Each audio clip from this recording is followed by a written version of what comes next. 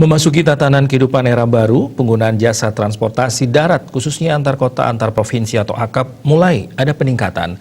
Namun peningkatan yang terjadi belum signifikan, bahkan angkutan antar kota dalam provinsi atau AKDP masih terdiam.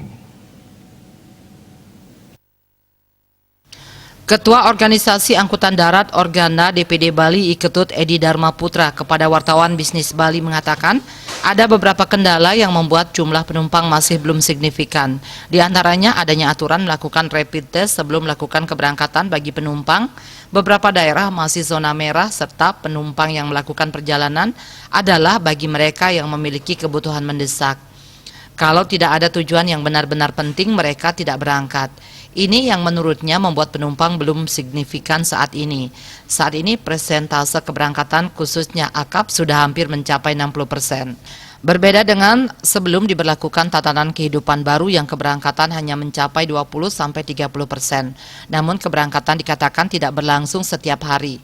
Untuk satu tujuan daerah saat ini hanya berlaku 3 kali keberangkatan dalam seminggu dan itu dilakukan bergilir dari masing-masing pengusaha transportasi.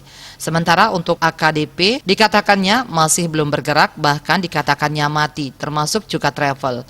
Kalau travel memang ada pergerakan tetapi masih sedikit sekali. Lebih untuk melayani permintaan upacara keagamaan di Bali seperti Majarajar, tetapi itu sedikit. Jasa transportasi juga sangat bergantung pada kedatangan pariwisata, terutama wisatawan mancanegara. Dibukanya pariwisata domestik menurutnya belum memiliki pengaruh signifikan terhadap operasional jasa transportasi di Bali. Untuk itu, dibukanya pariwisata mancanegara menjadi harapan bagi pelaku usaha jasa transportasi. Widya Stuti, Bisnis Bali melaporkan.